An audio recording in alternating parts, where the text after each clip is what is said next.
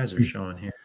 Well, we make some money. We'll do that. Hey, welcome to Eye on the Illini, folks. This could be one of the whiniest podcasts you've ever heard.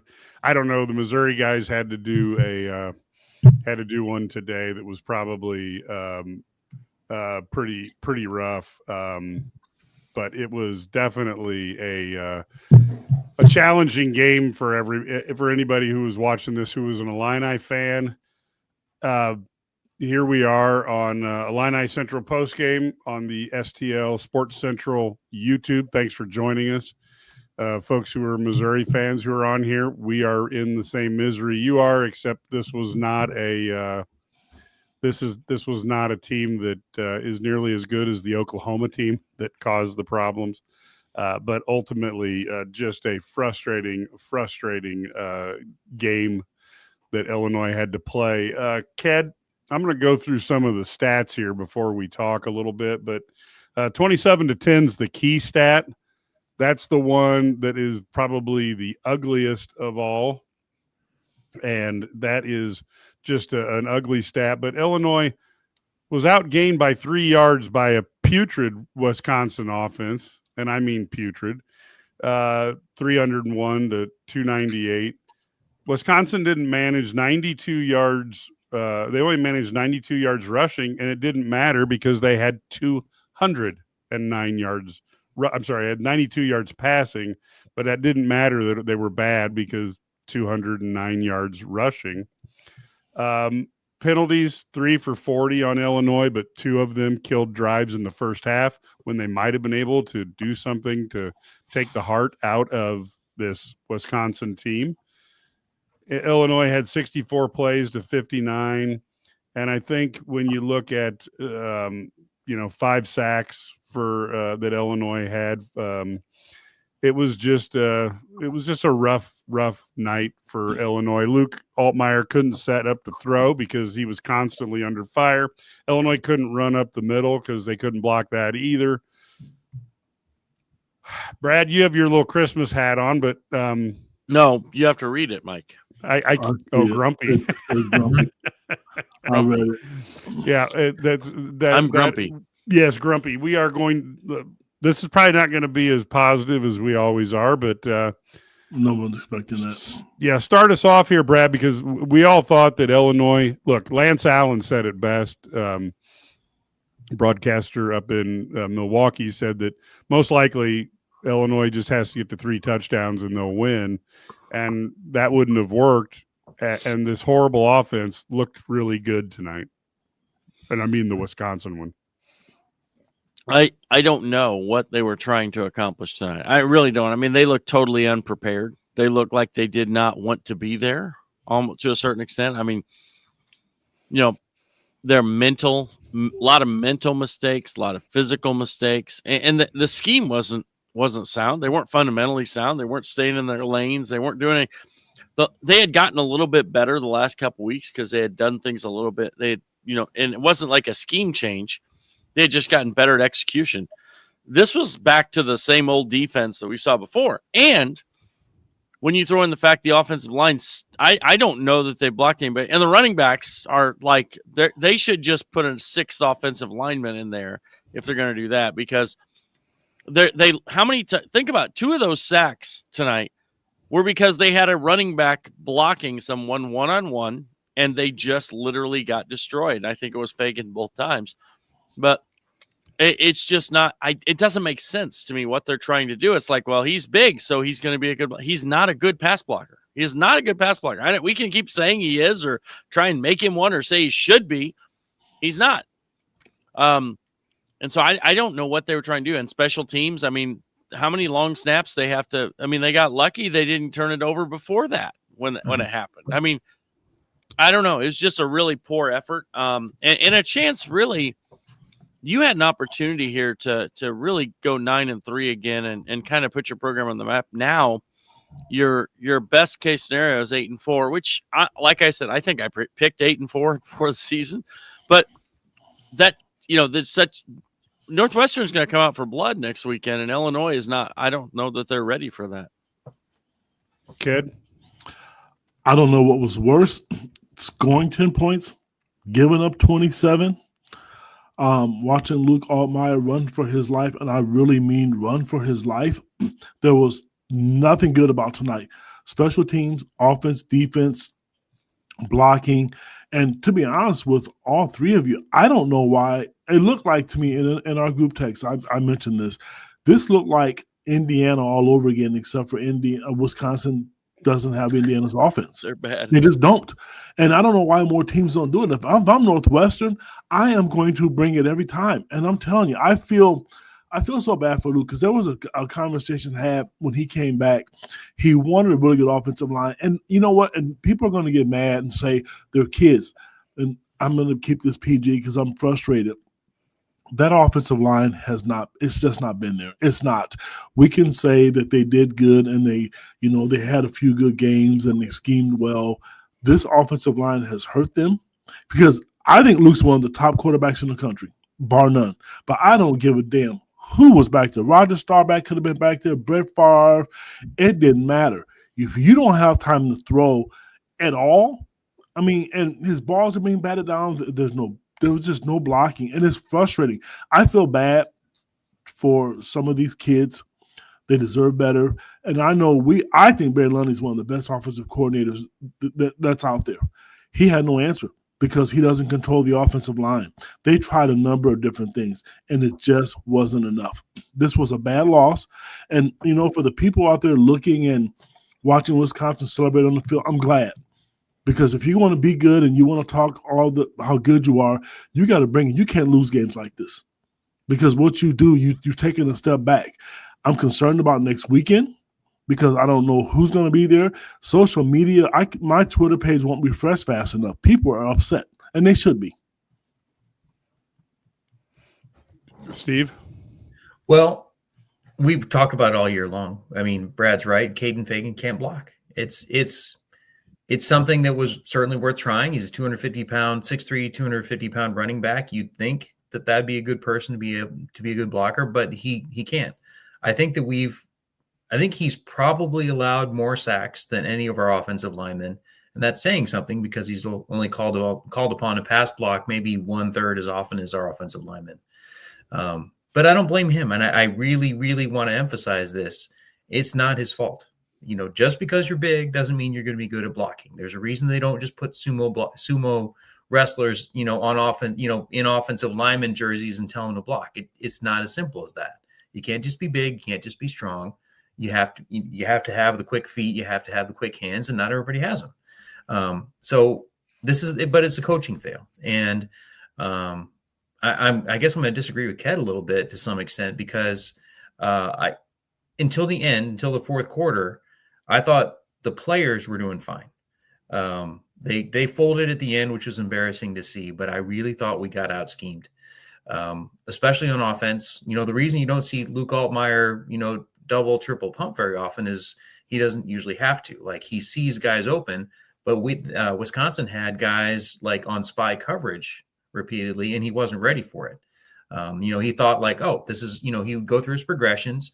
This is my guy. This is my hot read. But Wisconsin actually had guys spying his hot reads repeatedly, which is why you saw him kind of double, triple pumping. And then, of course, we talked about this last week when we were talking about his pro potential. That ball comes out really low. He's not as tall as you think he is. I don't know how tall he really is, but he's not actually 6'2".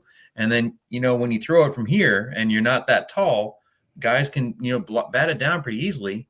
And that's what was going on all night long too. And that's coaching, That's Wisconsin's defensive coaches being better than our offensive coaches. So, I'm not going to excuse the players because, like I said, especially at the end, we really lost our composure, and that was the most disappointing aspect of the night for me. I thought that we had a mature team of good competitors. I would never expected us to just fold like that when we had a chance to win late. I kept expecting the big turnaround to happen, and it just didn't. And then it got worse.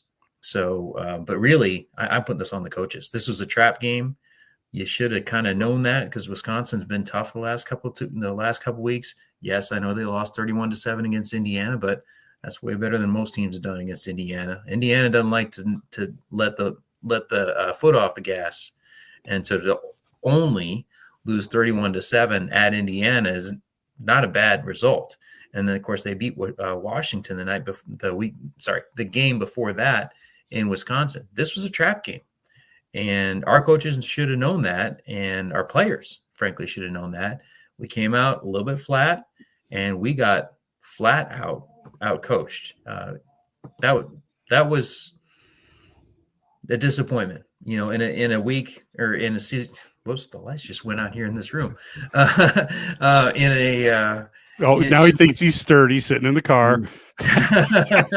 We'll see. I did that last week. I'll turn them on here just a second after I'm done talking. But yeah, I think we got out coached, and our players folded at the end, and that was a disappointment.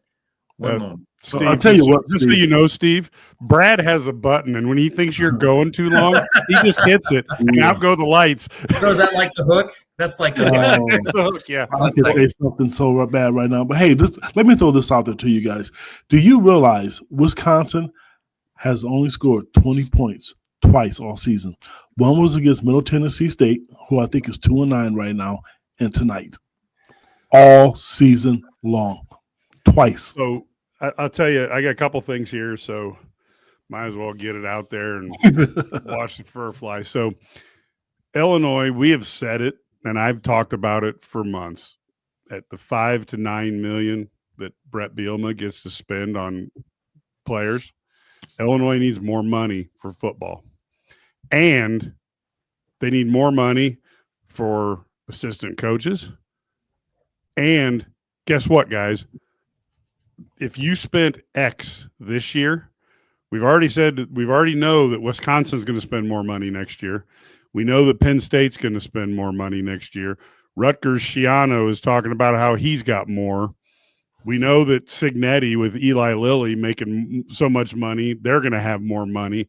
So you're going to have to move up your spending just to keep up. I'm not talking to get better, to keep up. Signetti's got a contract that his coaching staff will be in the top 5 compensated in the country. So there's a lot of challenges in front of this team. And when I look at the Wisconsin team, you take the record away. This is a team that has been ranked over the last 4 years in the mid-20s in recruiting rankings versus Illinois in the high 30s, low 40s. So I think the difference in some of the talent was seen today because they were motivated. It's senior night. They don't have a bowl game. All the trap reasons that Steve Sturm talked about, they're fired up. Our guys don't come in as fired up. And then I think there was probably some athleticism that I saw out of positions on Wisconsin that I quite frankly didn't see on Illinois. And I think the smoke and mirrors that Illinois has been able to do against some good teams, is there. And then the other side, I think, so you're gonna have to spend more NIL. There's no doubt if you want to be competitive. And then the other thing I think, and this is just me, but I think USC, Michigan, Illinois, Nebraska, and Washington, they're all going to be teams that'll finish around 8-4 or higher. And I think they're very weak teams. But the schedule, the way it works now, where you can avoid, if you get lucky, you can avoid some good teams, means there's a lot of teams between 8-4 and 10-2 that just, if you were back in the old days when it was the Big 10 and the Big 8 and the Pac, you had smaller conferences. I don't think there'd be quite as many of these 1-loss teams, but I just think you don't play all the best people because you can't play your whole conference. And the SEC's got the same problem. But I just think Illinois, there's a cut. They can't compete clearly with Ohio State and Indiana right now. And if they don't have their heads on straight and their coaches don't coach well, there's a whole class of teams that can be pretty dangerous as well. So Brad, you can disagree with me on all fronts. Okay, I will. First of all, the NIL, the revenue share for Illinois will be roughly $15 million for football. That's the rev share. Just the 20 plus million, the 75% they're going to give to football is going to be $15 million right off the top. So that's fine, and they're getting as much money as anybody, right? And so from that, except one thing.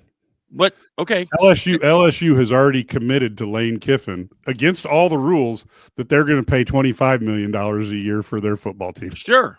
But if Illinois is paying $6 to $9 million without the revenue share, and they get the revenue share money, they should be able to put out a product around $20 million. I mean, it's just that they should. Assuming they do that, yeah. But I don't even care about that because I think that's part of it. That wasn't why they lost this game. And so we can talk big picture, and we always want to look big picture, but that doesn't have anything to do with not being able to scheme your team well. Not being able to coach. I agree.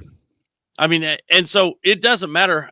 They would have had to have Ohio State's defense tonight the way they were out there, and they would have needed maybe, I don't know whose offense they needed tonight, but somebody who's really good because they came out 30. They're scoring 32 a game coming into this. So, they just were completely out schemed. They had no game plan that was successful. They didn't have any energy. They were not motivated. Didn't look like like I said, they didn't want, and I don't think the players did either. At least some of them. I wouldn't say that about Luke Altmaier. I thought he tried until he got a little skittish at the end because he kept getting killed. But they also, in today's world, I mean, okay, and you mentioned, okay, well, they were ranked higher in recruiting. That's fine. What were Indiana's recruits ranked over the last 4 years? Mm-hmm. Yeah, they weren't ranked as high.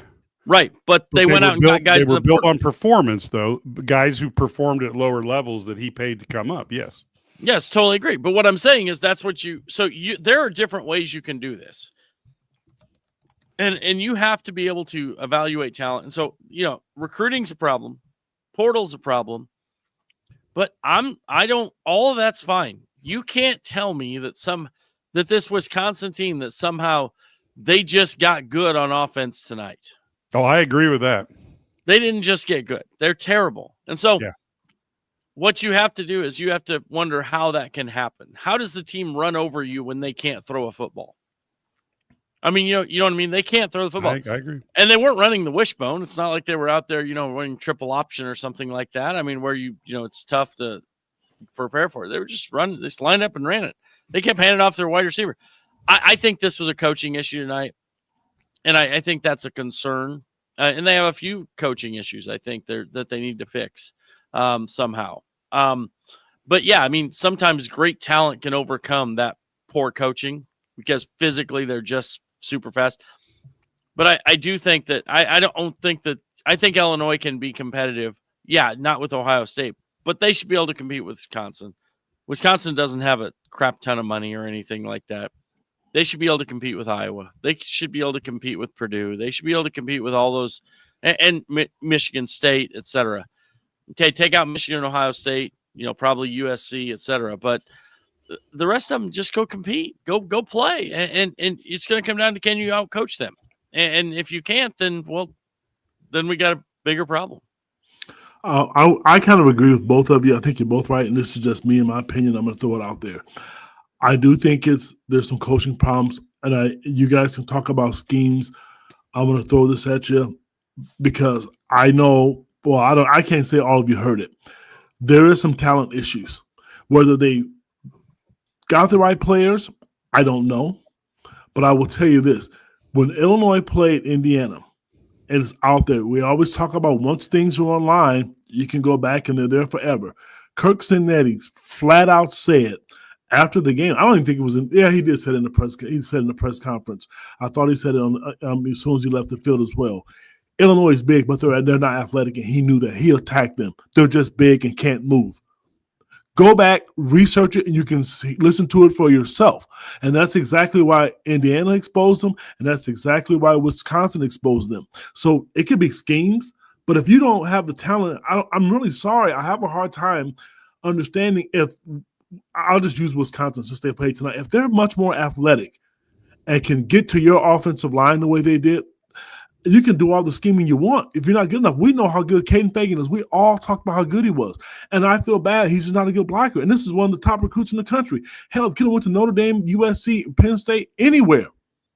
But he didn't. It's sometimes the players have to take ownership. And I agree, the coaching, there were some things I would do differently. I understand that. And Steve, you definitely did a really good job of explaining that. But it's all of it.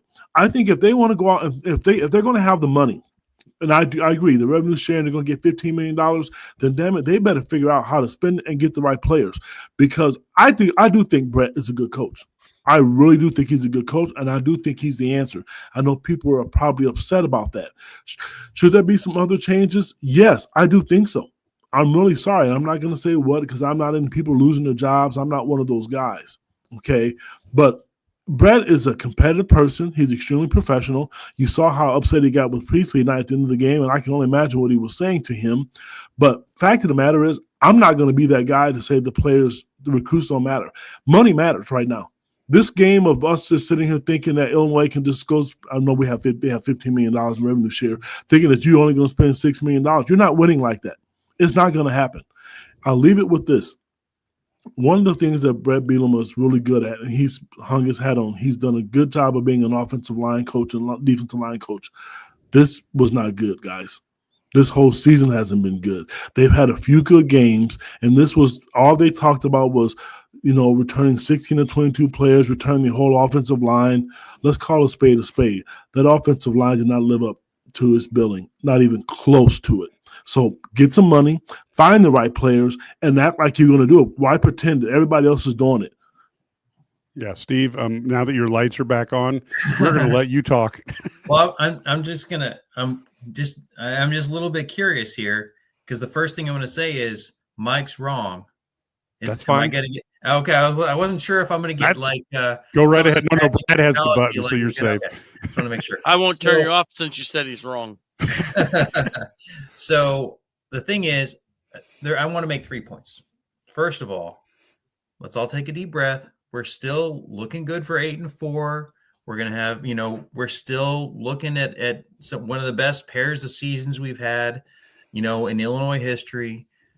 It's not that bad. We still have a coach who's built us into something and it figures to keep us in something, which is something that Illinois fans have wanted for my entire life, right up until the NCAA comes along and yanks Mike White out, and University of Texas comes along and yanks John Makovic away. We're still in good shape. That's point number one. Point number two, Matt Stevens made this point online earlier this week. So, our subscribers have probably already heard this. Maybe not everybody who's listening has heard this. Brett Bielema very loudly and proudly announced that he's going to have more money to spend this offseason than he's ever had, which is true, but it's a little misleading given what we all were saying. There's just so much money out there in college football right now. Everybody's going to all of a sudden get a big cash infusion. So, thinking that, yeah, twice as much money doesn't mean as much when the market is the same and all of a sudden everybody's spending crazy money. So let's be excited that we've got money, but understand that doesn't mean we're going to be able to just walk out and get superstar after superstar. Okay, here's the part where Mike's wrong. Our troubles this year, not about money. I just looked it up again. I thought I was right, but I just wanted to double check. But while you guys were talking, I looked up the transfer portal ratings for last year.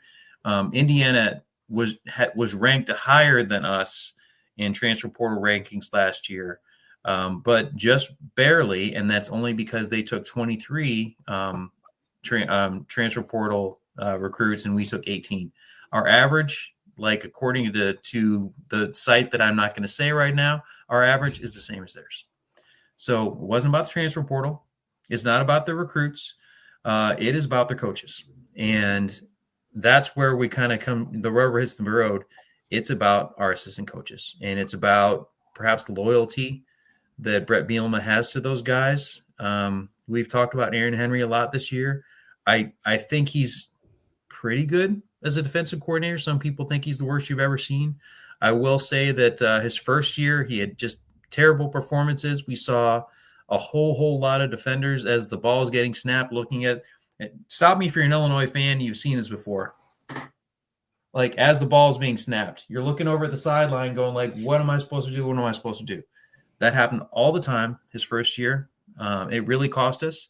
I saw that a few more times tonight. And you just can't have that in the Big Ten. You can't have that. There has been less of it, but I still saw that again a few times tonight. And Barry Lunny, same thing. Look, he's pretty good.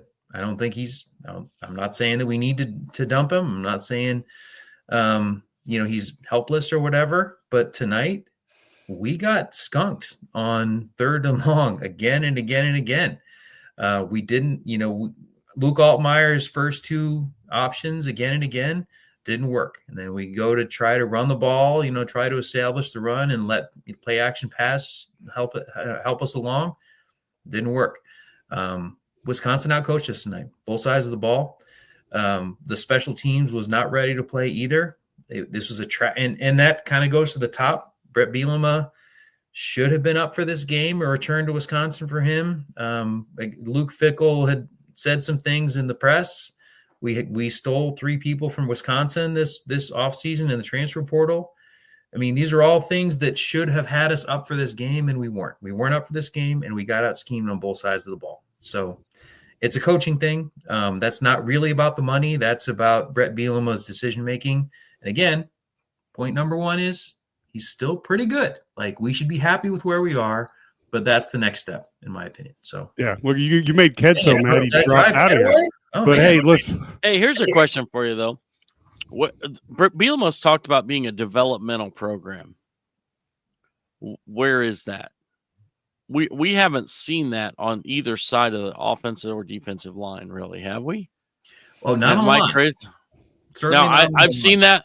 I could say that, we've seen, Hank Beatty develop. We've seen some people like that. We've seen maybe some guys in the secondary. Mm-hmm. Dylan Rosiak, and it hurt when he went out tonight. It really did. Yeah, that was a big part of the game, yeah. But I mean, on the lines, what's up with the offensive and defensive line development? I mean, because that's really you're supposed to recruit those guys, and then they're going to develop and get bigger, and then But that's where my talent acquisition comes in. As a guy who's hired people for 25, a lot longer than I'd like to admit, more than 25 years. You can't make chicken salad out of chicken doo-doo, and so you can every once in a while get a 1-star. No, but they don't have to be once. These are 3-star guys. Mike. I know. I'm just saying. But these you are got to guys pick the right guys, Brad, because ultimately exactly. But that's about talent evaluation. Well, but it's also about development. They have to get better. I mean, like, you can look at these guys. Some of these guys were like, they're going to. I mean, Brandon Henderson was going to be great, right? I don't know. I mean, is he? Like I said, that's where I've always been. He's good. Man. He's okay, I guess. But J.C. Davis is an NFL draft pick, right? And he just got destroyed tonight. I mean, I'm looking at this. It's hard for me to say that any of them are good.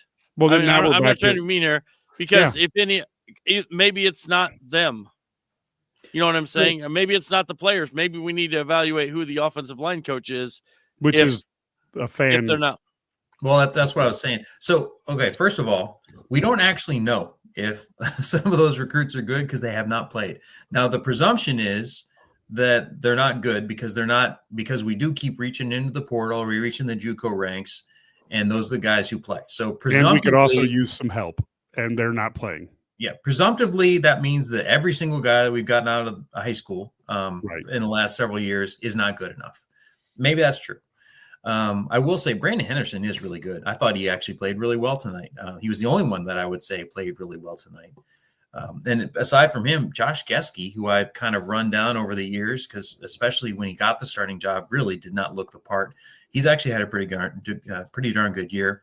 The offensive line in general had looked, of course, good last year. You would have expected him to be good again. I think either they're injured or there's been some overconfidence that's hurt them, certainly. And on the defensive line, we clearly recruited badly. I mean, that's a position. You've said that since day one. Yeah, that's me and Matt Stevens could just go back and forth. We could, except the volume would have to get turned down because we would be yelling it. From day one, these guys we're bringing in are arguably not Division I recruits, probably not Big Ten recruits for sure.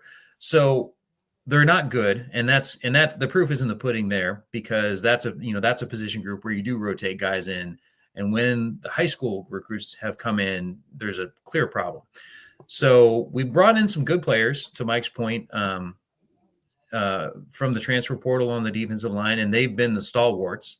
Angelo McComb, I actually really like Angelo McComb. He could really turn it into something. And I said that actually from the start when he got him out of high school. But aside from that, it's been a terrible, terrible failure on the defensive line. And that, I think that's been fairly obvious, and you would think Brett Bielema would have done something about it. So yeah, that's a real problem on the lines. Everywhere else, let me jump in. Program has been better, but let me jump in though. Problems. When you take a look at when you hear people when we're talking about recruiting, well, Steve does a football recruiting spotlight where he actually goes through and reviews and analyzes and then puts out an article on every recruit, what they can and can't do and how they measure up. And you can go back through our 5 years of being, Illini guys, or almost 5 years. And Steve has his stuff is on paper. If you're a member, you can go back and look up anybody who's committed. He's done an article on them and done exhaustive, backgrounds based on film review. And he's got an amazing hit percentage on who's going to be good and who maybe isn't. So that's what we're talking about. If you're a member of Illini guys, $99 a year, then you can go ahead and have that opportunity as well. Let me take one brief moment here and talk about what we have going on with our friends at DraftKings. Hey, Missouri, big news. It's almost your turn to get into the game because DraftKings Sportsbook is coming to the Show Me State on December 1st. Soon, you'll be able to get fast payouts when you win, a safe and secure app that's easy to use, and promos that keep the action going all season long. No wonder it's America's top-rated sportsbook app. The countdown is on. New customers can sign up right now. And you can score $300 in bonus bets on launch day. Now, how do you do this, you say? Well, you just download the DraftKings Sportsbook app and use code STL Sports. New Missouri customers sign up today and score $300 in bonus bets once we're live. That's code STL Sports. The crown is yours in partnership with DraftKings Sportsbook. Is gambling a problem? Call 1-800-GAMBLER. 21 plus. Physically present in Missouri. Eligibility and restrictions apply. Subject to regulatory licensing requirements. Bonus bets are non-withdrawable and they expire 7 days after issuance. For additional terms and responsible gaming resources, see sportsbook.draftkings.com/promos. Thank you for the folks at DraftKings. Wanted to go over that. Now let's get some views because we knew this was going to be a little bit crazy. So we've got a few things wanted to kind of start down at the beginning here. Right, can I comment while you pull one of those up? Go right ahead. I got a text message from one of my friends. Brett Bielema sent a subliminal message about the roster he has to build around them. He knows. Okay, so y'all, when you get done, you'll probably be able to listen to the press conference, but he just texted me and said that came up. There was an issue. He's not going to embarrass his coaches or his players, but bottom line, whether we agree on this podcast together or not, he's not stupid. And I do think he's a good talent evaluator, but that's his way of saying that they have to get better talent.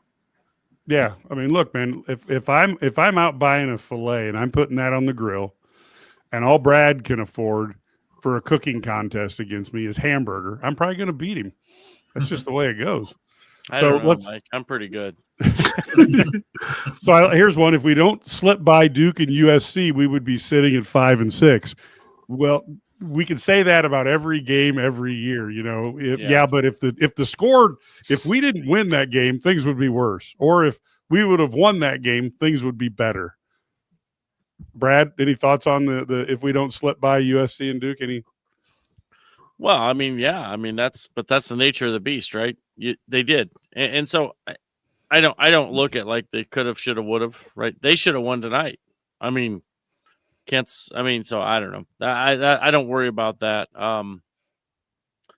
I guess I guess to Steve's point, it's good that the bar's been raised that we're all upset about frustrated. losing this game, Yeah. right? I mean, and that's a good thing.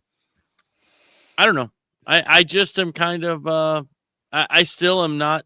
I'm just not enamored with what they're doing. And I guess if Bielema, depending on what he said, and I haven't even listened to it yet, but I will. Depending on what he said, I mean, he's right. They have to get better players. I mean, they've got guys we talked about that at the Indiana game. Some guys got exposed.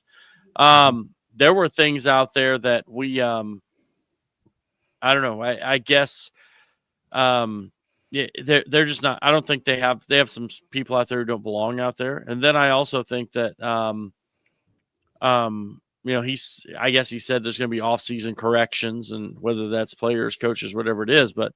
Yeah, I don't know. I'm not very positive about where they're going here with the program. I mean, I think they are where they're at. They have to get better. You know what I mean? I think to raise the bar, they're going to have to go somewhere else. I think they are where they're at. I don't know that they're getting higher than this. And that's, I guess, my thoughts. And I'm not saying they're necessarily bad, because if they can go 7-5, 8-4 every year, probably going to be okay. Yeah, it's much better than anything we've ever seen. Much better bar. But at the same time, every time you raise the bar, you start doing this. It's like, when Illinois didn't make the NCAA tournament basketball, it was like, just make the tournament.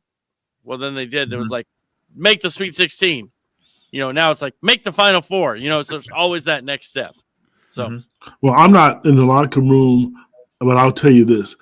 I would be very surprised that there won't be some coaching changes, more than one. And I'll be surprised if the roster doesn't look better, or at least they went out they think that they're going to get better players. He came here to win championships. We all know Michigan and Ohio State, Penn State, and Oregon. We know how good those teams are. He is at the University of Illinois, and I can assure you Josh Whitman is going to back him with the same situation. We look at all these other places who are throwing the money around, and we've already talked about that. I'm not going to beat that up, beat that issue, but he wants to win.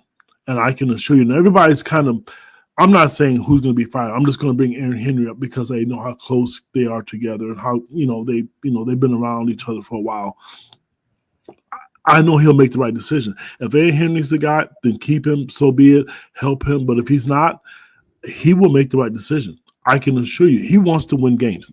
And I know, think about it. The fans are mad, media's mad, players are mad, but this is all on him. He is he's responsible for everything that goes on. The kids go out and get in trouble. I don't agree with that. It's his responsibility. If the offensive line is not better, then that's his responsibility. Either help the coaches or you replace the coaches. If the defensive is not better, it's going to happen at some point in time because he's not going to settle. This was an opportunity lost. I heard Kerry Davis talk today. People didn't think this was a team that was trying to go to the college football playoff. They're kidding themselves. They were. And it didn't work out that way. And I can assure you, Brett is smart enough, and he will make the right changes, whether we agree or not. He's not going to settle for 8 or 9 wins. He wants to continue to build and try to win championships to compete with the better teams in the conference. Well, I hope Ted's right, but I'm kind of with Brad. I don't see a pathway to becoming a 10-win team very often right now. Of course, next year's God knows what it's going to look like. I mean, we're going to be losing almost all of our contributors on both sides of the ball, and I don't know what we're going to do next. Obviously, we're going to have some more money, but like we talked about, the buying power that $10 million gets you isn't going to be as much. So that's the part that people don't. I don't know. That's the part people don't get is that you could actually spend significantly more next year and have worse results because the whole marketplace went up and like for example, I'll blame Brad Underwood for that. He did such a good job in the portal the first couple of years that he got coaches who didn't really want to deal with the portal going, I think I need to get the portal because he just replaced 88% of his minutes and made the NCAAs. Mm-hmm. And that's the time. And now you're going to have people trying to go into the portal. It's going to be interesting. Now, this is the type of losses why Illinois football will never be taken seriously.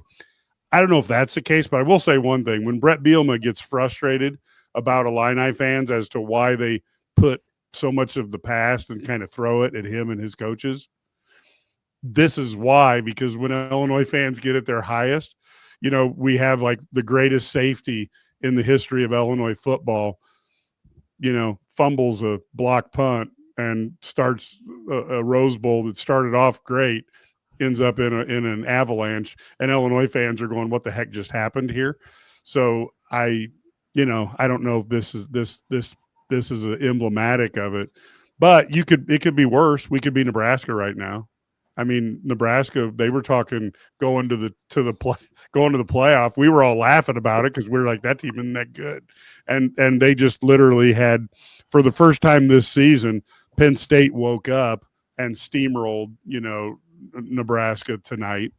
I don't know what the final score ended up, but it was brutal last time I saw it. So this is part of this when you have a conference that is big enough that all the teams don't play each other, you're going to find some teams like Wisconsin had a brutal schedule this year. Go back and review it. Mm-hmm. This team is a 4-win team, but with a better schedule, I'm not saying they'd be a great team, but they might be a 6-win team where we're not. Mike, you still have to score. I agree. But they only scored against Illinois. I know, but Iowa proves Middle Tennessee State. Yeah, Iowa proves you can go 6-4, without doing anything. That's true. Let me ask you guys this. I interviewed Megan McCowan. She's a women's basketball analyst for Big Ten Network. Since we're talking about money and coaches, she made a comment to me that I really liked. And here's what she said. And this is to Steve's point. Everybody has money now. So how are you going to be different? Every school has money. So is it the coaches? Is it going to be the facilities? What is Illinois still going to be that's different than Michigan State or Michigan? Because you have to be able, and I don't know what that is other than the fact that Brett Bielema can put guys in the NFL.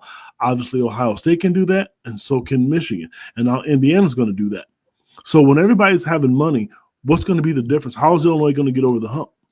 Because she's right. She's exactly right. It's talent evaluation. But then, we always talk about the money too, but there's also another side to this. What's James Madison ranked? Like 21st in the country or something like that? I mean, or whatever. Go through these teams that are not in a Power 5 conference. Yep. They don't have that money. If you don't think those players would come to and could still be effective, I mean, we saw that Signetti, where did his guys come from?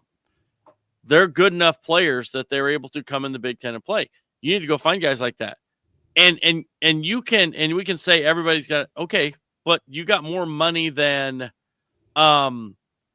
you've got more money than those teams do. So you should be able to get those guys, right? I mean, so there are good players out there that you can change. So I don't know. But you don't.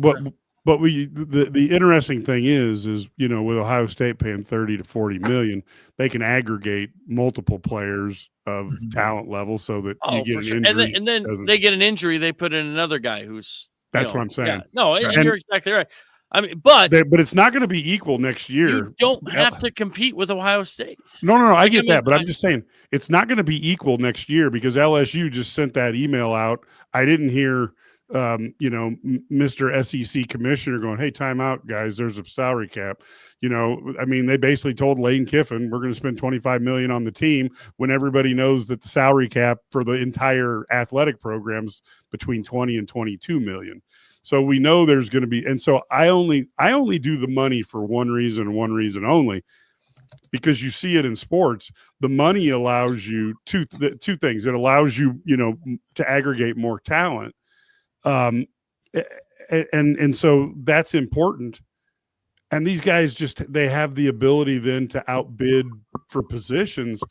And so if you have a group of teams, that are doing that, it does make it harder for guys to break through. And what Signetti is doing is, I think he's a really good talent guy, but he was down in the lower income levels for years, and he knows those guys. He knows those guys at that level, and he can pull them up for pennies on the dollar. I'll be interested to see how well he does once he's in the high rent, and he doesn't have that extra area that because the guys who James Madison were looking at, Ryan Day's probably never even spent a minute on. That's true. So yeah. I think so what you're saying is you can get those guys. You can if you can throw the net wide enough, and maybe that's where, like to your point, Brad.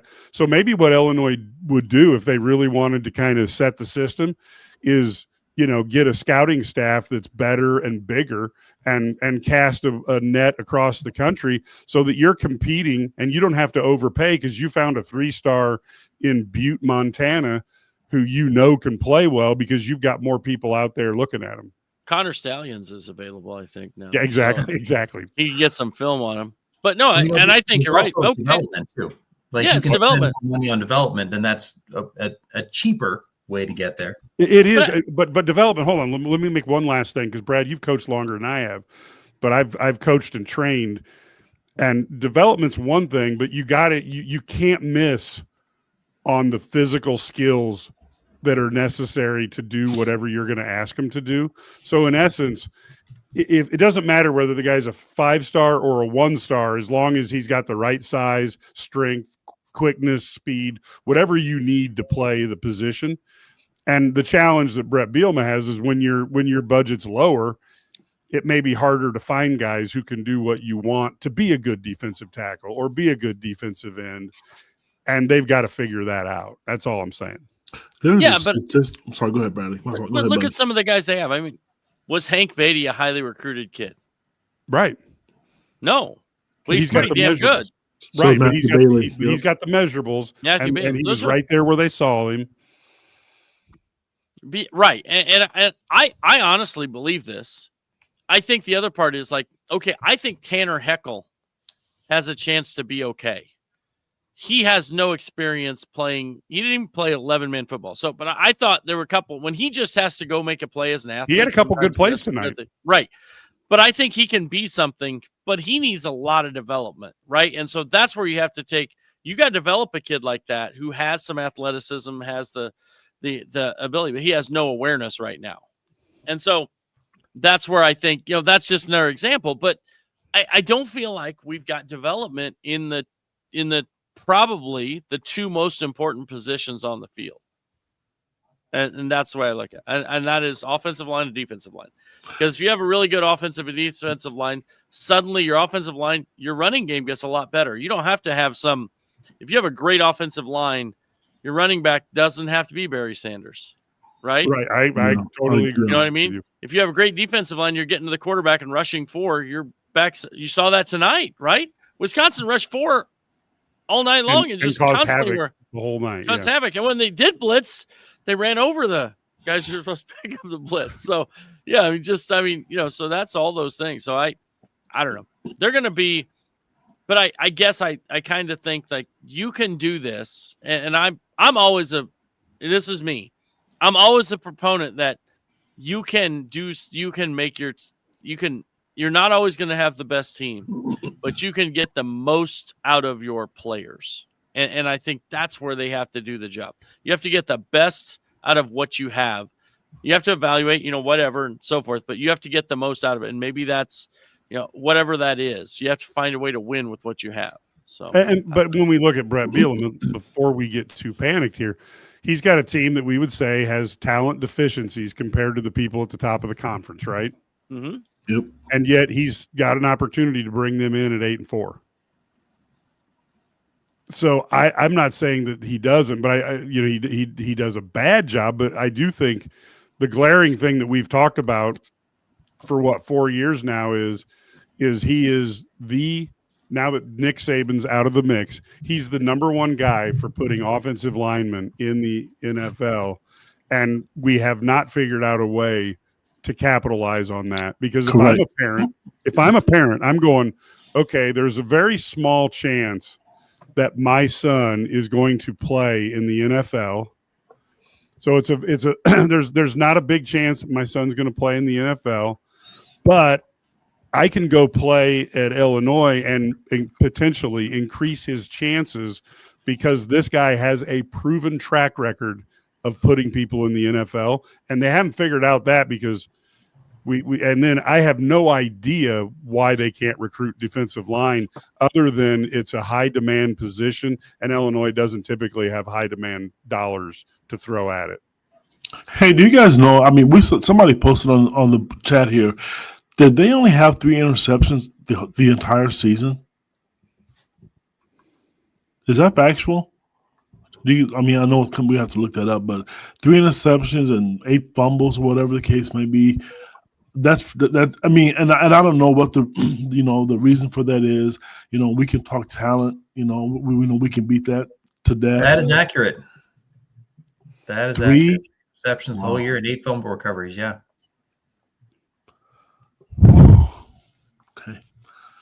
Yeah, we've got one guy who's we got one guy who's just crazy. Yeah, there's some mad people here tonight. Yeah, but they should be. But you know what? Because they care, and the bar is higher. I get it. Look at that one. And that was his happiest. I had to get his happiest post.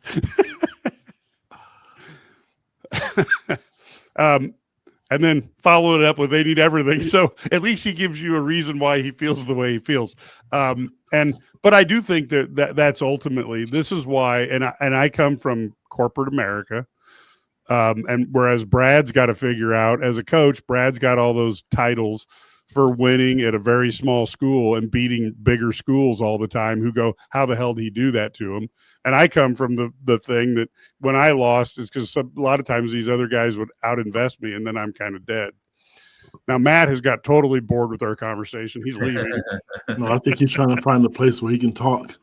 Yeah.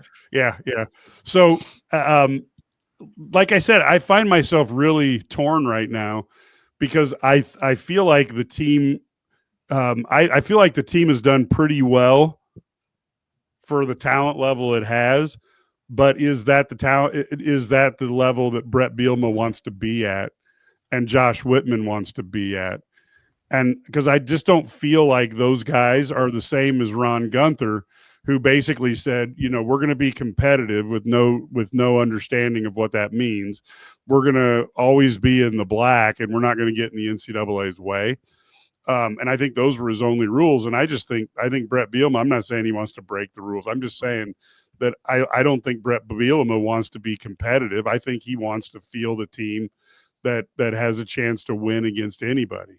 So I will say, sorry. Let's give Matt, since he's walking around in the middle.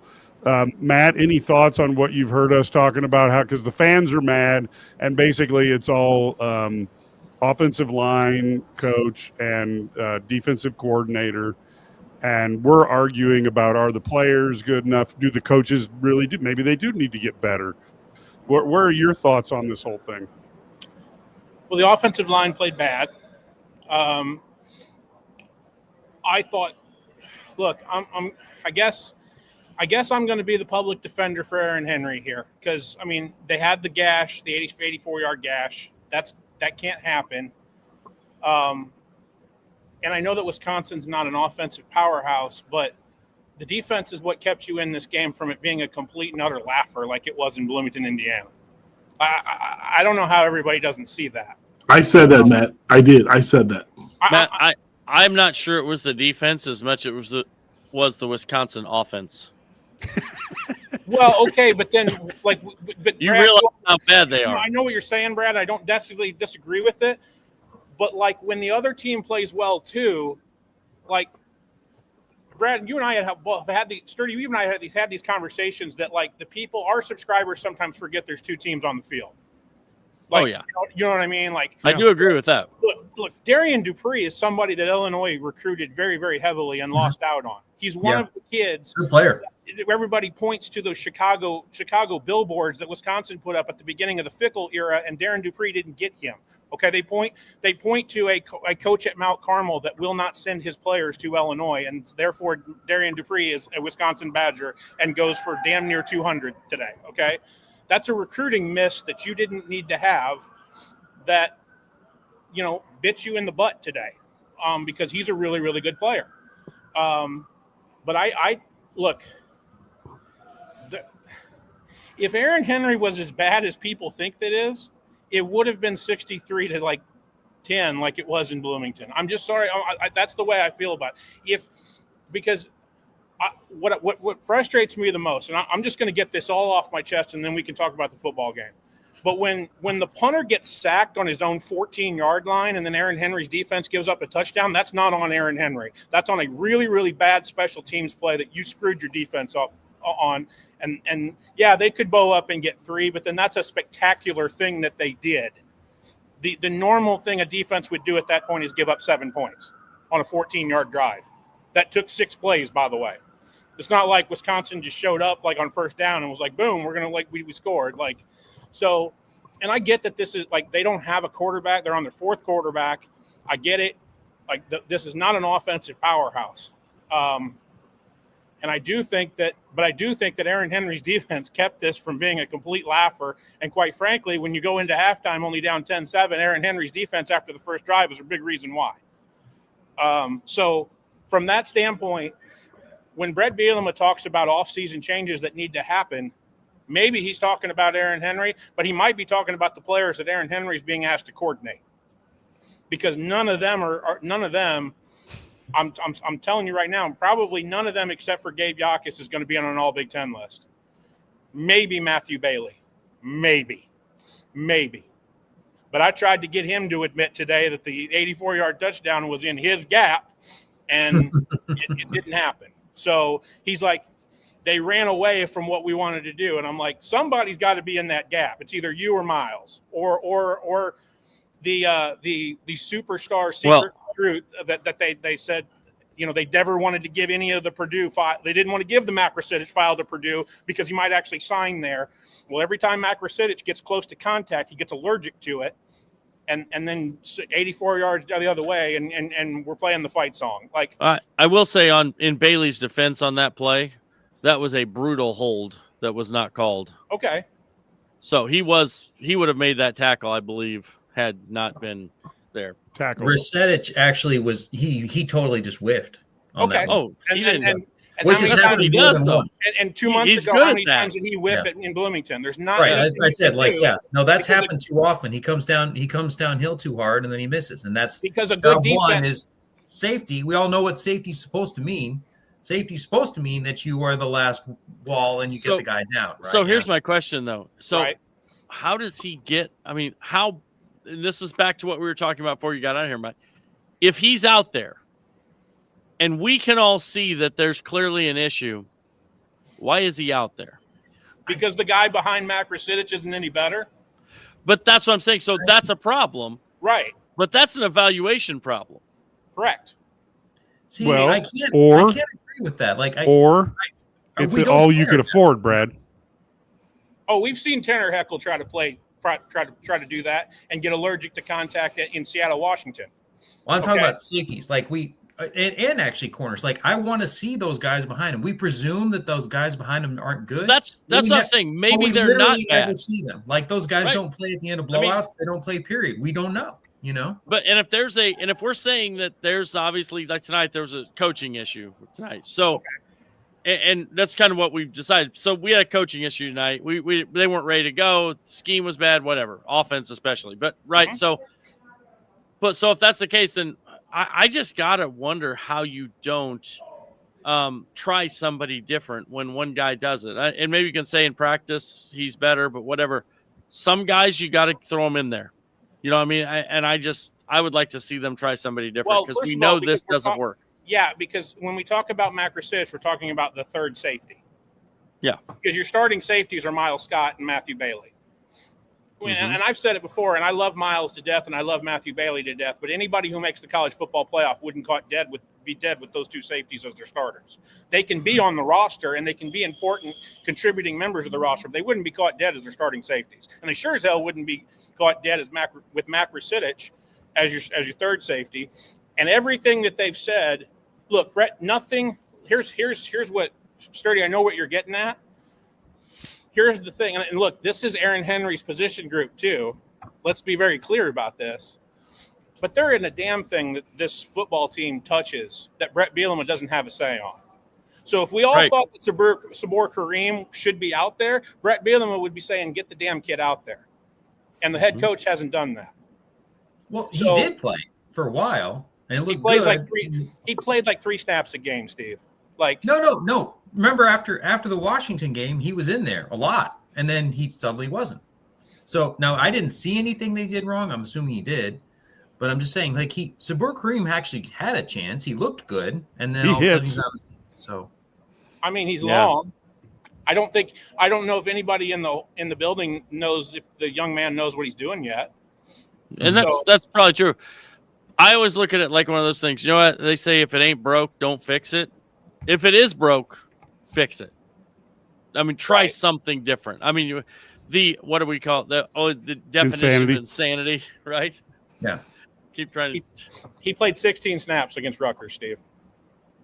yeah. Like, I know that was the one where he disappeared. But week 4, he was playing. And he was playing So well. here's the thing on development. This is where Brad and I will fundamentally disagree.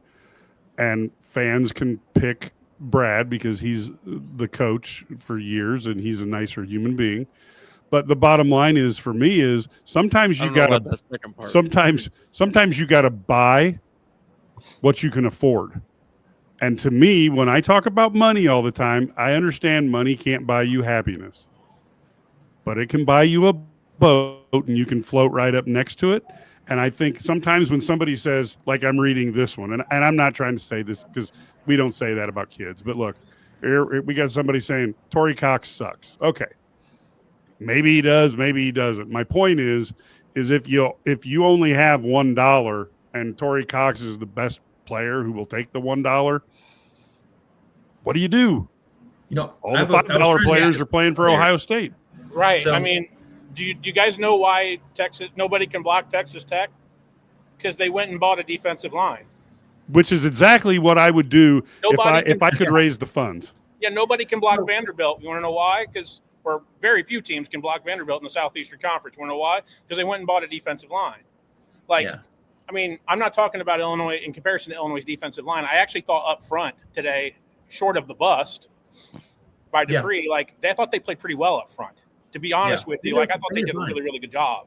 So my point is that what Mike's trying to say, and I'm telling you, we all go back to the 22 defense, or at least some of us go back to the 22 defense. That 22 defense had a lot of NFL players on it. The 25 Illini defense has one NFL player on it. And I'm glad that Ked's not here because he would argue with me on Matthew Bailey. Matthew Bailey's not an NFL player. Gabe Yakus is an NFL player. And Xavier Scott was an NFL player, and he's not here anymore. He's done for the year. So, when you don't have that, you have to play above yourself. And I'm telling you right now, this team talent-wise has never shown the capability to be able to do that. Now, is that a coaching issue, or is that a guys you're putting on the field issue? Because here's the other thing that I saw, especially in the second half. Everybody bitches and moans about the fact that Dylan Rosiak's not a great middle linebacker. I see it in the game room all the time.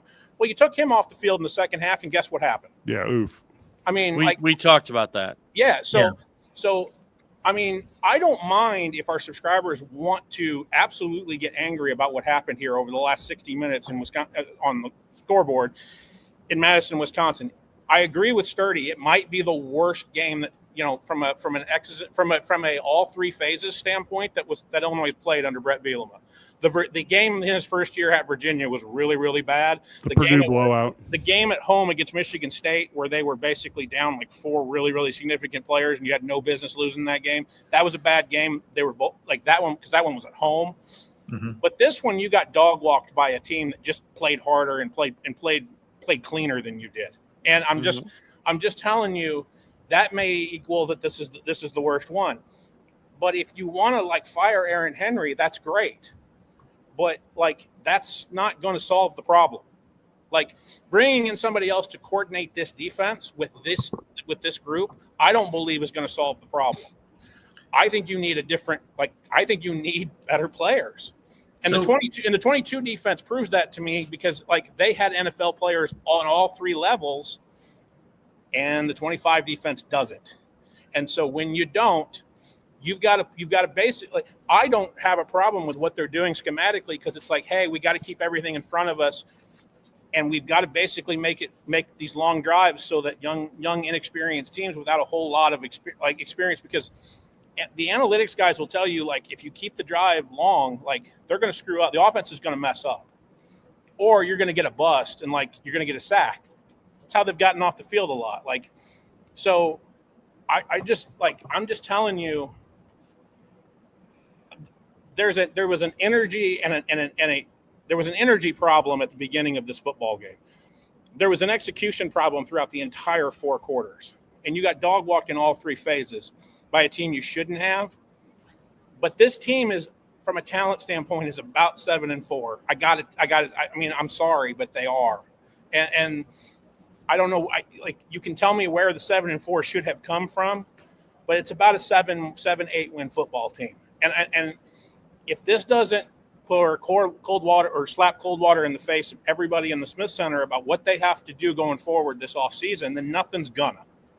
Because you need an influx of talent, of difference makers for next season on both sides of the ball. You need guys on the offensive line that can come in and play, because Wisconsin's edge rushers were just flat out better than you today.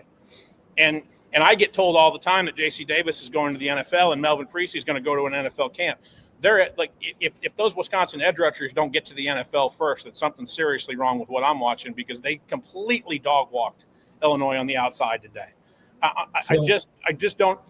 This roster's not capable of being a college football playoff team yet, and they're not capable week in and week out of beating who they're supposed to beat every single week, without having a letdown game like they did today. So, if this doesn't do it, then Illinois is going to be what they are under Brett Bielema, and it's going to frustrate a lot of people. But I don't know what the offseason is going to show, guys, because I don't know what they're thinking in the Smith Center about what they need to change and who need to change and how they need to change it. So I was going to say, maybe 4 or 5 times ago, it's kind of crazy. And it's I don't know how this fits together. I mean, in our whole puzzle here, because I agree with you, Matt. I mean, we are where we are, and I don't know how we get to the next level. It's a good question. But the funny thing is, comparison to Illinois' basketball program, where our secret sauce has been getting Balkan players or European players who are kind of under the radar and getting them for getting more talent for less money than we'd be getting for American players. The secret sauce for our football program right now has been small time players that we're getting from 1AA schools that are not even good 1AA schools, that haven't even played well at 1AA schools. And then they come in and all of a sudden they're 100% better at Illinois. And that same is true for small high school programs too. And that has been our greatest path to success right now. And of course, those guys are low money players. So how's that fit in with having more money now? I mean, I guess maybe you get a few more high value guys and then count on some of the low value guys to kind of fill in the blanks. And then one thing, Matt, Jaheim Clark, that's an NFL player right there. He's an NFL player, no question. So I agree with you for the most part, but yeah, Jaheim Clark's an NFL player. Yeah, it's an interesting road. So I think we all agree on one thing. They need better players. And they also need to know. And they need better coaching. I think that we can all agree that they do need better coaching, but they definitely need better players. I don't think anybody's arguing with that. I think where we disagree is that how we get them. Mike, you think you have to have $1 billion to win. I don't. I think you can win at a much higher level with less money. No, I'm not saying you have to have $1 billion to win, but if you have more money, it allows you to make mistakes that when you're on a shoestring budget, you can't make. So, for example, the Kansas City Royals can win a World Series, but the Dodgers are going to get more shots at it and maybe win more, because if they make a mistake, they just go pay another player. You know what I mean? They got somebody else can acquire. But I don't disagree with that. But we're not talking about beating the Dodgers. No, but what I am talking about is we're trying to beat the Pirates. Right. But we're trying to. But we need to beat the Pirates. But let's put it this way: Indiana, they've turned themselves into a machine. So what I would do if I'm Josh Whitman is I go see Mark Andreessen, and I have Brett Bielema and Brad Underwood in tow, and we talk about what we want to do to help make Illinois bigger and see if we can get Mark Andreessen on board. Shad Khan has been a huge proponent of the program. You got Larry Geese. So they need more. And at least Right. give it a whirl. But I also want to say that doesn't guarantee that you're going to because I totally agree with that. Kentucky's basketball payroll. I'm totally with you there. You got to have both sides. You got to have the coaching. You got to have the player acquisition, and you have to get the right players. Like, and no matter how much money you spend, you have to get the right guys. You have to put them in the right spot to succeed. And we don't know. Like, can I make the point though? Like, okay, can I make the final? Like, I think you're both right, but I don't know if the guys in the Smith Center can do it because they've never done what, like, the combination of what Cagley and Sturdy want. The people in the Smith Center have never done. Okay. Because what have we all been told about this program? Like, well, we're going to pay for retention. I'm telling you right now, like, and I think that Brett Bielema. We found out that's not so easy either, is it? Yeah, no, but like, I think that Brett Bielema, in like what he has said, like during the bye week and last week on Monday, he has said, like, we're probably not going to pay for a lot, like the same amount for retention that we did this past year. Not because like we don't want to do it. It's just because, like, the players that could come back that we could retain aren't as good as the players that we wanted to retain going into 2025. You follow me so far? Okay. I don't know how to evaluate Illinois if they want to go after big fish in the portal, because they've never, like, at least in the Smith Center, because they've never tried to do it. They've never tried to do it. So I can't give them I can't sit here and tell you, Illini Guys subscriber, that this is going to work or it's not, because they've never tried. I don't know. I mean, people get frustrated with me when I give that answer. It used to be an acceptable answer. If somebody's never done something in my entire tenure, and in my 5 years that Bielema has been here, I can't sit here and tell you that I know that's going to work, because they could go portaling really hard and bring in a whole bunch of guys and be 2024 Florida State. It could happen. Like, and so, like, I don't know if Pat Hamilton and the player personnel people inside the Smith Center can be properly evaluated on the philosophy of molding what Cagley wants and what Sturdy wants and putting it together, because nobody in that player personnel department in the Smith Center has given this a go yet. Right. So let's say that's true. What has Brett Bielema done though? Retained a whole bunch of guys to make a really, really. No, I'm talking about his whole career. What's he number one at, Mike? Getting guys to the NFL on the offensive and defensive line. There's no excuse for them not to be better on the offensive defensive line, just based on what Mike just said. There's no excuse for that. And if you're better on the offensive defensive line, you're going to be a better football team. It is that simple. Texas Tech proved they have the, now if you can afford to pull it off, I don't know. But they proved if you put together a defensive line, you can build a whole team around that, because exactly. Defensive line that they have in their front seven is just woof. And if you and so maybe you can't afford a front seven, but maybe you do a front four and at least a left side of your offensive line and a center. And because to me, that if I'm going to do it, and again, I cannot look, if I'm recruiting to have somebody play for Brett Bielema, I walk in and I show these are the people that played for him in the NFL. Here's their stars. So he doesn't have to have a 5-star to put people in the NFL. And oh, by the way, 3% of people who go to college go to play in the NFL. You want to up your chances? Why don't you call one of these people? See what Brett Bielema did for them. I will say Bielema did recruit with the big boys at Arkansas. I mean, he got some high level, I wouldn't say top level, but high level SEC classes in those 3 years. Now, are those guys at Illinois right now? I'm not sure. That was back when the SEC didn't pay their players, Steve. Because they never paid. But before this, the SEC never paid. Ever. Yeah. Of course. I mean, the highest paid guard in the NFL played for Brett Bielema at Arkansas. Yeah. Until he retired. Like, he just retired this year. Like, so. And the best tackle in the last 15 years played for Brett Bielema. Look. No, okay, counterpoint to the Cagley NFL argument. None of that matters if you lose next week, finish 7-5, and finish 13th in an 18-team Big Ten, because kids will look at you and go, "I don't want to play for that." Like, The only reason kids would want to do that and sign up for that is if you're overbidding for everybody else for your services. Here's where I do have a history. Until that philosophy changes inside the Smith Center, I have a history of saying Illinois is not going to do that. Right, because the best predictor of the future is the past. Right. And so that's why Illinois needs to sit down and figure out where they want to be with the football program. Yeah. And then they need to decide what they need to do to get there.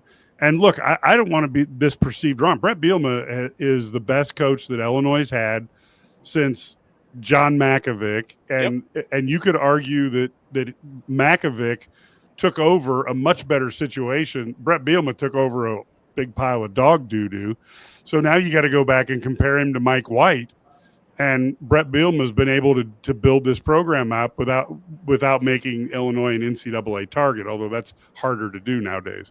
Again, you just got to figure out what you want it to be and then how you get there. And to me, maybe you decide in the portal. I mean, I'm just, making something up. This is an example for discussion purposes, but maybe you just say, you know what, we're going to get the best offensive and defensive linemen that we can buy for X. And we'll trust that our DBs and our wide receivers and our quarterback and our running backs will be better because we've built the lines up. I mean, I'm not saying that's what you would do, but just using as an example. So let me ask you this, guys, because you guys have covered – the three of you guys have been, I guess, doing this, covering Illinois longer than I have. Let's just be real about this. I have a long resume, but it's not here. It's only 5-6 years of here. Okay? Here's my question, and I'm going to ask it now because I don't think we can get to the holiday without asking it. If Brett Bielema at the end of the year says Aaron Henry's coming back and Bart Miller's coming back, or the Barbarians coming at the gate to the Smith Center at that point, or or on the flip side to that, like, is Memorial Stadium half full in 2026? That's what I was just about to say. Because I don't think that okay, but again, if I put Steve Sturm and started in charge of this offensive line, I'm not real sure the results are all going to be all that different. You know what I mean? Like, if he got the guy he wanted, in a perfect world, Bob Bostad, I'm not sure the results are really that different. You sold this on retention of these older guys. That's why the offensive line is what it is right now at Illinois. That's not on Bart Miller. Well, it's got to be on somebody, though. I mean, you are the position coach. That's what I've always thought was hilarious about Fitzy up at Northwestern is he's been exonerated. And I'm like, so basically the buck doesn't stop at the coach when you have all this shit going on in your program and things go to hell in a handbasket. And he's like, I've been exonerated. Well, then what happened? But I'll tell you what happened. It's the thing that I've been talking about for a month. Okay. And I talk about it at the end. Basically, when we get to November, it's the thing I talk about all the time. The marriage of Barry Lunney's offensive scheme with the way that Bart Miller wants to coach his offensive line isn't working. So if that's the case, then you have to make a change somewhere, right, Brad? I mean, yep. If you don't want the old people pulling a rope in two directions. I'm not saying they're totally right. I'm not saying that Bart's trying to I know I'm not saying anybody's doing anything wrong. It's just They have different philosophies. Right. And that's fine. But I think a lot of offensive line coaches would look at what Barry wants to do and go, okay, yeah, but how the hell am I going to if you're not going to help me in the run game, how the hell am I going to run the football? You know what I'm saying? If you look at what Indiana does on offense, if you look at what Oregon does on offense, there are times in which Dan Lanning and the coaches, Bob Bostad at Indiana go we got to get some big boys up front and get them moving. We got to figure this out. And I'm just telling you, that's my question right now is that that seems to be the two hot spots of people that want to bitch and moan about Illinois football right now, which is Aaron Henry and Bart Miller. And if Brett Bielema sits up there, it's usually in a State Farm Center, but if it's in the Smith Center or wherever it is, he does his end of the year press conference before the bowl game and say, hey, look, I don't anticipate any staff changes. What? Well, fill in the blank for me. That's Okay, part well, of the okay, but there's still things that are going to happen here. First of all, they got a game next week. Sure. If you win that game, we're going to have a different conversation because you're 8-4. right. And if you win a bowl game, you're 9-4. You won 9 games. Okay, Right. 10 games, 9 games. Pretty It's good. a different argument, right? Okay, so, but back to your other point, like they're not on the same page. If I am, let's say it's softball.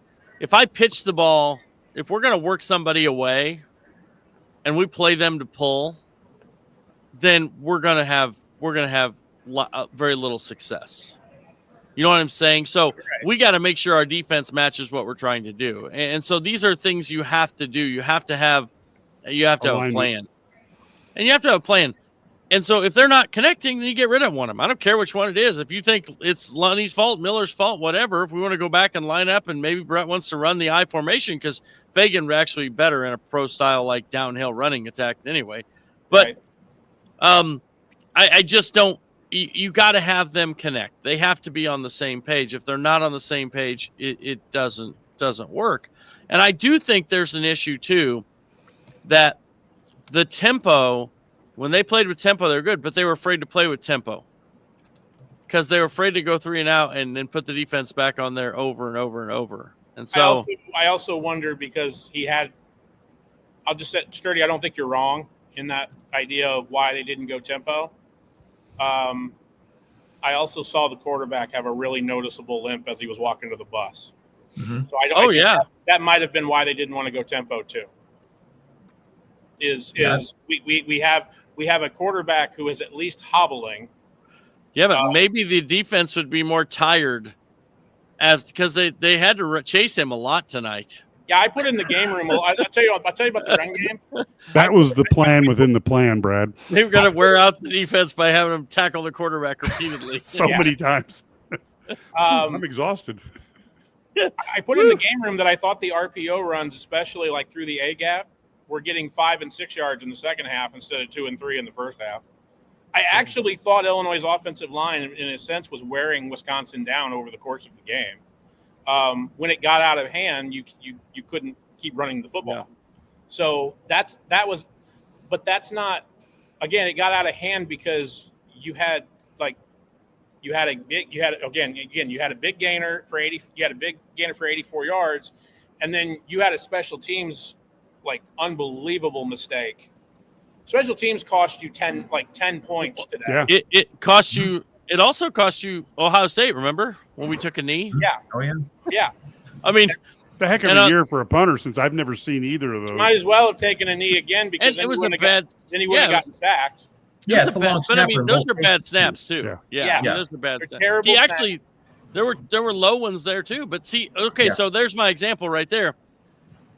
I don't think long snapper is a position that's a high dollar position. No. Agree with that totally. So you could clean up one thing Right. that they've given up points on by having a better long snapper. Well, I can't even tell you who the long snapper is right now off the top I of my can head. tell you who the two are because it's Patrick Mahoney's fault on the kneel down because he's the backup and Lane Hansen wasn't healthy, believe it or not. Against Ohio State today, it's Lane Hansen who threw a ground ball and got his punter sacked. How many? He had like 3 low ones. Oh, yeah. Right? I mean, there were 3 low ones. So there was a lot of. But what I'm saying is so those are little things. We can't blame the inability on not enough money. No. The inability to snap the ball to the punter is not a Right, money but issue.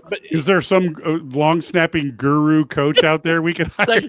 We're going to pay them. that's Well, on. I mean, honestly, Where'd you spend your money on? We have the best damn long snapper in the country. Sure. Pay $3 million for him. That's not on Dish. You know what I mean? That's on the long snapper being able to execute his on his deal, right? My problem here is this. I forgot I'm grumpy. Damn it. Yeah, well, my problem is this. If you the 3 keys to Brett Bielema being able to win football games, no matter who he's coaching, whether it's Wisconsin, Arkansas, or Illinois, is run the ball, stop the run, and cover kicks. We couldn't do any of them. You went 0 for 3, and therefore you lost 27-10. To a team that had no business dog walking you. I don't care where the game's being played. So from Brett, to his credit, Bielema kind of said that. Like, we lost every facet of this football game. Lost it. Like, and I don't disagree, but like, I think the players played like crap. Like, I mean, and I don't know, like, if I thought they were poorly coached, I would be coming to you like saying, like I thought they played bad, but they were poorly prepared against Indiana. I really did. Like, I thought that one was like, you know what? You got shown up by a coaching staff and a roster. Okay. I don't know if you got shown up by like a coaching staff on this, but you darn sure got shown up by a roster in Wisconsin that just wanted to be here more than you did today. Flat out. Like, no, it was clear they couldn't match the intensity of Wisconsin. Wisconsin's defensive line played with a fire from the first snap. Their edges. Like, I mean, I'm telling you, their edge rushers are going to end up in the NFL. And it's mind-boggling that, like, it's not mind-boggling because you're down to your fourth quarterback and, like, whatever. But, like, it is kind of mind-boggling to, like, that Luke Fickell couldn't figure, like, that the Wisconsin offensive staff couldn't figure out a way to grind out more wins than they are right now. Like, that's the way this is. But, like, from that standpoint, I don't think that Illinois had I don't think they had a coherent plan in the first half, and then I thought they made some adjustments and they busted a plan. They busted it up. But, like, I don't know. Like, there's no reason that this should have happened other than one team wanted to be here and the other didn't. Period. End of story. Here's where that gets worse too. Of course, we came off a bye 2 weeks ago. Last week we were totally vanilla. You didn't see a single darn new thing, offense or defense, which to me meant, hey, we obviously are preparing for this game. No, this is the game where we should have taken a quantum leap forward, but you're right, we weren't ready to play. But also on top of that, schematically, we got beat in a situation where we should have had an advantage. So we should have with a quarterback who can't throw. We should have been in the goal line defense the whole time, just shut them down. You know, that was the whole thing you could do in the old NCAA game. You know, you just play the goal line defense all game if a guy couldn't pass. Yeah. I mean, but then we might have given up 30 points then, Mike. You never know. Exactly. That's how they bust the 84-yarder, though, because there's 9 guys near the line of scrimmage. The best one. I forget it was DB. It was just running by his guys. This guy's the like guy this. put his hands up and looked back. That was awesome. It was role playing at its finest. I was just laughing. So literally, Lance Allen and I are sitting next to each other on the press box, and we both saw it where it's like, Torrey Cox just got absolutely juked on that because he thinks the ball's in the air. No, trust me. We all saw it on national. I will say I think he would have had it. I mean, it was good coverage. If he had thrown the ball, it was an interception. It was good coverage on the deep the ball. running back, while he was running the 84 yards, would have thrown the ball, he would have had it. Yeah. Now, remember, we've seen that in the NFL too. Like, that happens. Like, when you're in man coverage, it's your job to look at that guy and follow that guy. I mean, it's embarrassing to look at in hindsight, but you know why? That's not as bad a play as you'd think. Here's the sad part about that, because Torrey Cox is playing nickel on that play. Okay. You know what's sad is that there's a reason why nobody told him to turn around, and it's because Mac Rasitic had already blown the freaking tackle at the line of scrimmage. So there's nobody in the secondary to tell him to turn around. Right. Now, Torrey Cox on that breakaway run is also the one who just kind of mailed it in and made no attempt to get away from his blocker either. So there was a couple of those this evening by different players. Like, basically, if the guy says, like, hey, Torrey, I'm going to block you, he says, like, okay, I'll just lay down now. That's happened this whole game. I thought there was not a lot of high motor stuff. You know what I mean? Like, I felt Gabe had pretty good motor tonight. He said, I thought he did too. He cracked down and made some tackles. He got to the quarterback. But at the same time, if he didn't come down from the edge, like, there were guys there just like, it was almost like the ball was snapped, they just stood up. It was like, I mean, it was really odd, like almost like I don't want to be here. I thought the nose tackle, once again, I thought the nose tackle position got pretty vertical. Like, I thought they got up the field. I thought Angelo McCollum and God knows Kurt Neal was motivated to play this team. Like, I thought they got up the field a little bit.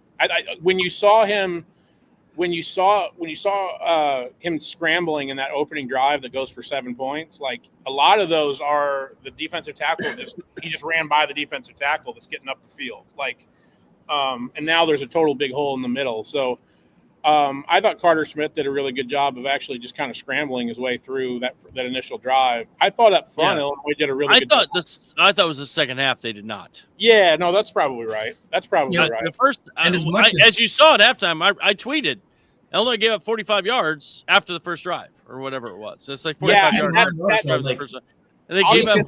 Illinois' offensive line. We complained about Illinois' offensive line, but keep in mind, we had 5 sacks as well, and they only had 15 passing attempts. So that's why they don't pass that much. Yeah, right. And so, look, to Sturdy's point, that's when I get frustrated, because like I'm seeing in the game room, we need to fire Aaron Henry at halftime, and I'm like, guys, this could literally. Yeah, I couldn't figure that one out. Like this could literally be 20-7 right now instead of 10-7 if Aaron Henry's defense hadn't bowed up. Like, I mean, this is you've now baked this cake and taken it out of the oven, and you want somebody's career to end at this point, because that's the only thing that's going to make you happy. And the fact of the matter is, I've seen it before, where you take Aaron Henry out of the equation, and I'm not trying to be the public defender for Aaron Henry. If Brayville wants to do it, then he can do it. But if you take Aaron Henry out of the equation and you hire somebody who, like, I'm going to be real with everybody, okay? Penn State thought they were a national title contender and one of the huge reasons was they brought Jimmy Knowles in to coordinate the defense, and everybody in Happy Valley kind of figured, okay, the $3 million man that we coordinate this defense, probably not it. Like, he's part of the problem. There isn't. I'm just telling you guys, like, you bring in somebody new, there's no guarantee that just like this doesn't either A, like, we're just doing this again with a new dude, or B, it gets worse. Yeah. Like, because now you can't recruit Florida as well as you'd like to, because Aaron Henry's no longer on your staff. Like, so I think Brett Bielema has a really, really good conundrum to think about this offseason when he talks about offseason changes. I think he's talking about roster personnel. I don't think he's talking about his staff. I really, really don't. But I'm just telling you, if you bring in Bart Miller, if you jet set Bart Miller, okay, like, and you bring in an offensive line, who are you going to bring in that like wants to do this with Barry? Like, it's the funny thing is like you could jet set Bart Miller, okay. What if Barry Lunny gets a job, head coaching job? Now you've got to figure out what we're doing in the pass game and what we're doing in the run game, because Bart's not here anymore. He's basically your run game coordinator. Great. And oh, by the way, you got to replace. I mean, because I know the personnel staff does a lot of this, but you probably got to go get 4 guys on the offensive line out of the portal, and you don't have an offensive line coach now. Good luck. Like, I mean, that's the reality. Like, so there's a lot of things that have happened here. And again, I want to point out, if they lose the game next weekend and they finish somewhere in the neighborhood of 13th in this Big Ten, in a year where I've had guys on the Illini guy staff tell me that this was a college football playoff, or bust season, you finish 13th in the Big Ten. Good luck recruiting the portal. Have at it, Haas. Like, I mean, that's the problem you've got. That's why when people say that these games, when you're not a playoff team anymore, don't mean anything, this loss meant a lot to this program today, simply because you've got a lot of people going, oh my God, like, what if we finish this off with another loss to Northwestern? I'm going to tell you something, guys. Like, for this roster that they put together, and Mike, you and I both know, and Sturdy knows too, and everybody in this box, everybody in this quad box knows, Illinois is not the highest payroll in the Big Ten, not even close. Okay, but you lose next week, and you finish lower in the Big Ten standings than Northwestern, which exactly will happen. Don't tell me about payroll anymore. Don't do it. Like, because you can load up the freaking payroll and do Texas Tech and Florida State out of the portal and whatnot. You're still, like, good luck, because like a Northwestern roster that I literally thought was a roster that had 2 wins total, maybe, will have 7 wins and have 5 Big Ten wins, and will finish higher than you. That can't happen. Like that's an embarrassment to the program. That's been my point all night. It's like it's not about competing with Ohio State. It's about beating the teams that they're on your level. You got to be better than them. I do think, I mean, we've beat this probably to death, but there's a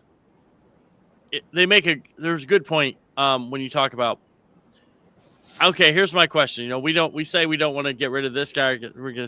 Would Aaron Henry be a defensive coordinator anywhere else if he left Illinois right now?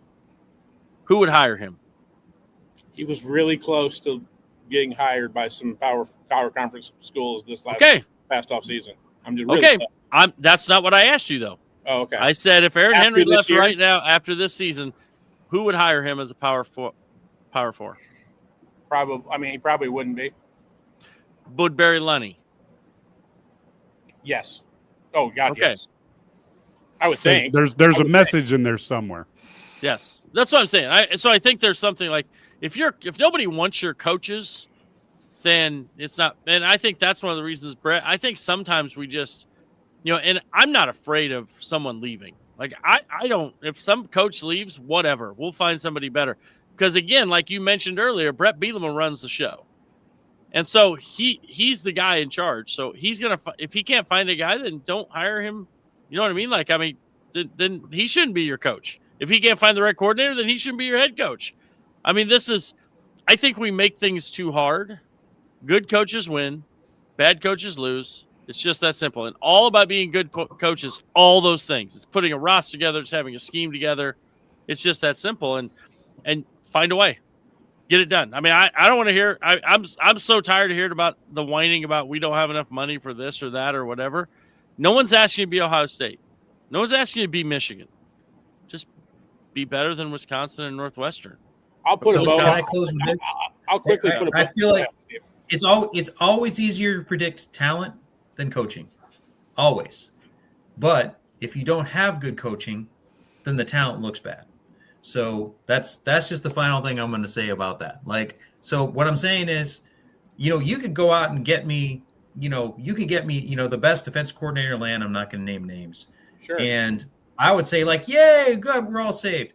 But there's still like a 50% chance, I don't know, 50. There's a good chance that he comes to Illinois and he sucks. And that has happened numerous times. To Matt's point about like what we've seen go wrong in Illinois history, that's happened plenty of times. Like a guy that we thought was a great coach comes in and he sucks. Tim Beckman. If it happens to Tim Beckman, it can happen to anybody. Did anybody actually think that though? No. Even on the first day, he was so bad. But you could also get Kurt Signetti. Yes. You can, I mean, and that's the problem. Everybody wants Kurt Signetti because they want to take a team and we're good right away. Well, but you got to do the things Kurt Signetti did, which is meet with the Eli Lilly people, talk Mark Cuban into getting the dollars in. He did all that. And this is not conjecture. Did Indiana spend more on its roster this year? Yeah. Yes. Oh, yeah. Yes. Huge. 30 to 35 million. More definitive about that. Yes. Massive pay. Okay. Yes, they did. Okay. Massive. Yes, they did. Now, I said, here's the argument. Did they last year? Did they last year? I don't think they had to because because he brought all those. But he brought a bunch of players that he had coached or played against that he knew about. I mean, he did the Jimmy Johnson thing. That's how Jimmy took over the NFL for the Cowboys. But this year, to keep all those guys, then he had all his money and all that stuff. And he went and got more. All that money, and he had to go get more, and so forth. So that's what I'm saying. Yeah. They did both. They kept the JMU guys that still had eligibility, and went out and got a couple guys, some studs, and then they went out and spent a whole crap load of money on two brothers, the Mendoza brothers, to play quarterback. And then they went Mendoza was the 7th rated quarterback in the transfer portal. 7th. He looks great because Signetti has a fantastic coaching staff. Steve, what do you think the 7th best quarterback in the portal costs? I don't know. I mean, because we never really know these numbers. They get, the numbers get thrown around and some of them are obvious lies. So I don't know. Okay, I'll answer my own question. A lot of damn money. Like, I mean, I'm like, let's not act like they got Fernando Mendoza on the cheap. Let's not act like they got his younger brother on the cheap. Okay, the 7th best quarterback in the portal costs a lot of damn money. And that's the reason why you hear me talk about the Right. crazy No, thing about taking Coach Bielema and Coach Underwood and Shauna and going to talk to Mark Here's the Andrews. question I have. If we're going to go down this road, do we think Illinois is poorly coached? Because here's my caveat to this. Tonight, yes. Okay, Sturdy says yes. I don't know if I Tonight. disagree with tonight. Fine. Mhm. I don't know if I disagree with him, but your $8 million head coach said that he thought they looked great in practice all week. Now, but they could have. I'm like, look, Sturdy will be the first one to tell me he has coached teams that looked great in practice all week and then just absolutely got to the game and absolutely laid an egg. Yeah. And I don't know whether or not that happened here, or is there something that this staff just does not see? Okay, that they just don't like, or is it like whether it's with their scheme or with their players that they go, well, if I had if Johnny Newton were still here, we would still be running this stuff. If I had my 3 NFL guys in the back, I'd still be running this, and we'd be absolutely just fine. If Walt was calling this, guys, I have a fear that if Walt is still calling the defense for the 2025 Illini, we would be having the conversation like did Walters peak in 2022? And that's the thing, we'll never know that. That's good. That's the beauty of Right. sports, is that's a conjecture that we get to argue about. Well, folks, we've been doing this for a long time now, so and it's getting close to midnight. Matt's got a long drive home, so we will we'll let him get into the car. Can I make one more point that I think is really, really important? Yes. I think one of the more important things that come out of tonight too, I don't know if your quarterback's 100% healthy.